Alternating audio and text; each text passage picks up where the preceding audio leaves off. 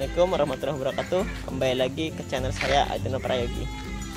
Pada kesempatan kali ini kita berada di pohon alpukat 3-in-1 kita ya, yang kemarin kita TW ya, itu batangnya. Sekarang kita sedang melakukan proses pemangkasan atau pruning pada pohon ini ya, setelah kita pruning kurang lebih 3 bulan yang lalu. Dan sekarang kita lihat tajunya sudah rapat lagi. Nah, sekarang agenda kita akan pruning. Yuk, bagaimana cara pruning tanaman alpukat yang baik ya? Seperti apa? Bisa kita simak video kali ini sembari saya melakukan proses pemruningan ya. Yuk, ikuti terus video ini. Jangan lupa di subscribe bagi yang subscribe.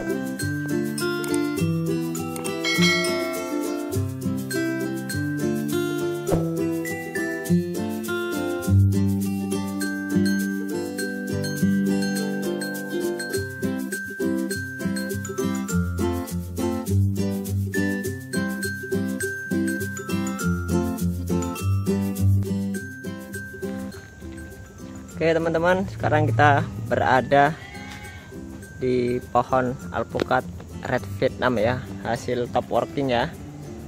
Pada kesempatan sore ini kita akan melakukan proses pruning ya, atau pemangkasan ya, supaya tidak terlalu lebat tajuknya dan mempercepat pertumbuhan tanaman ya. Karena kalau tidak kita pruning nanti malah tanamannya terhambat karena terlalu banyak cabang yang tidak berguna. Nah, ini kondisi tanaman yang akan kita pruning ya, red Vietnam hasil top working ya. Oke, jadi teman-teman, ketika tunas muda seperti ini ya, itu jangan kita terlalu ekstrim dalam melakukan pemangkasan pada pohon alpukat kita ya, terutama pada batang-batang atau daun-daun yang tua ya.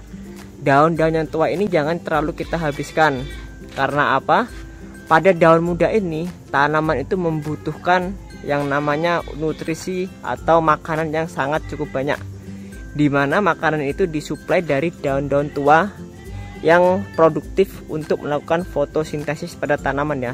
Sedangkan pada daun muda itu, daun itu tidak melakukan fotosintesis, karena melakukan fotosintesis tapi tidak terlalu banyak lajunya ya, karena dia malah justru memakan hasil fotosintesis yang terlalu banyak. Dia sebagai sink atau penerima hasil fotosintesis yang tinggi ya. Nah, jadi yang kita ranting itu cabang-cabang yang ada di dalam seperti ini. Ini dalam yang ke bawah ini kita ranting seperti ini. Nah, kita ranting saja ya.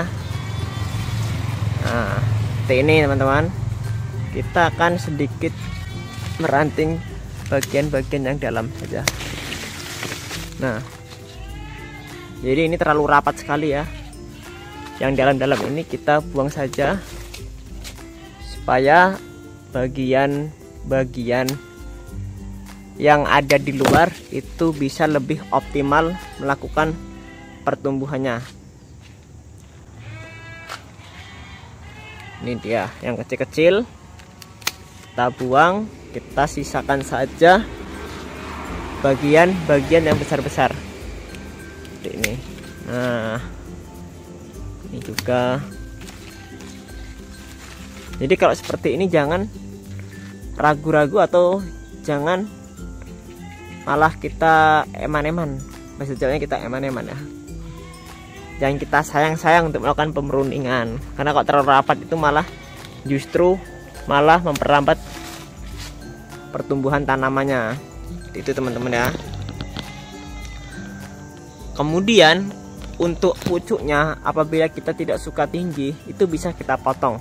Kemarin sudah kita potong ya, maka dari itu pertumbuhan tanamannya itu dia tajuknya melebar ke samping ya, membulat ya, tidak tinggi seperti pohon cemara ya. Nah, semakin besar cabang samping itu, biasanya tanaman akan lebih cepat masuk ke fase generatif. Kenapa demikian? Karena nanti cabang sekunder itu akan lebih cepat besarnya daripada tidak kita ranting sama sekali. Karena dengan meranting ini kita mengurangi cabang sekunder dan tersier yang terlalu banyak ya, sehingga nanti terfokus pada sedikit cabang namun cabangnya cepat besar. Nah itu teman-teman ya. Jadi kemudian banyak yang bertanya, berapa hari sekali atau berapa bulan sekali kita melakukan pemangkasan pada tanaman? Itu tergantung ya, tergantung dari lebat dan pertumbuhan tajuk tanaman kita ya. Semakin cepat lebat, semakin cepat tumbuh subur, itu semakin cepat. Kenapa demikian? Dengan cepatnya pertumbuhan, maka tajuk ini akan semakin cepat juga rapat lagi. Dengan demikian kita akan semakin cepat melakukan proses pemangkasan atau pruningnya. Berbeda pada tanaman yang pertumbuhannya lambat, itu kita malah justru lebih lama dalam melakukan proses pruningnya. Lambat tidaknya tumbuhan atau tanaman itu tergantung dari beberapa hal. Bisa jadi jenisnya yang emang lambat ya, seperti khas, WRT dan lain-lain. Bisa dari faktor kesuburan tanahnya. Tanah yang subur akan mempercepat pertumbuhan suatu tanaman juga. Ini kenapa cepat subur? Karena di sampingnya ada tampungan ya, tampungan fermentasi pupuk kandang ya. Jadi akarnya lebih cepat atau lebih bagus pertumbuhannya ya, karena sampingnya ada tumpukan dari fermentasian pupuk kandang ya teman-teman. Kemudian bisa ditentukan juga dari perawatan kita. Nah perawatan tanaman ya, dari pemupukan, pengendalian hama dan penyakit, bahkan yang lainnya ya. Dan yang jelas juga tergantung dari sinar matahari yang didapat. Semakin banyak sinar matahari dapat, semakin bagus sinar matahari yang masuk, itu biasanya tanaman akan lebih cepat melakukan proses perkembangan tajuknya. Maka dari itu biasanya tanaman yang terkena sinar matahari langsung atau ditempatkan yang tidak terganggu oleh tanaman-tanaman lain, itu biasanya tajuknya itu sangat bagus, bisa membulat, berbeda pada yang ada di teduhan ya. Biasanya pelit sekali tanaman itu membentuk cabang-cabang baru kalau di daerah-daerah atau kita tanam di bawah-bawah pekarangan atau bawah pohon ya. Nah ini kan tanpa ada halangan dari pohon-pohon lain ya. Maka dari itu tajuknya bisa terlihat bulat.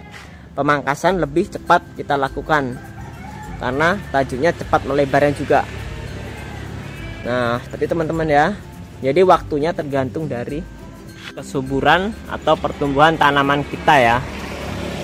Jadi kalau di tempat saya itu biasanya kita melakukan yang namanya pruning, pemangkasan itu umumnya kita lakukan 2 bulan atau 3 bulan sekali, karena di pertumbuhannya seperti itu ya. Kalau di tempat kita 2 bulan atau 3 bulan sekali itu sudah mau rapat lagi. Nah, maka itu kita lumayan sering melakukan pemangkasan ya. Namun yang sering kita lakukan 3 bulan sekali teman-teman ya. Jadi sesuaikan saja dengan kondisi dan pertumbuhan tanaman teman-teman yang ada di rumah atau yang ada di kebun ya. Nah, mungkin seperti itu deh ya agenda kita pemangkasan pruning pada pohon alpukat evenam ini. Sedikit reviewnya, saya ucapkan terima kasih. Semoga video ini bermanfaat bagi kita semua. Saya akhiri sampai di sini. Wassalamualaikum warahmatullahi wabarakatuh.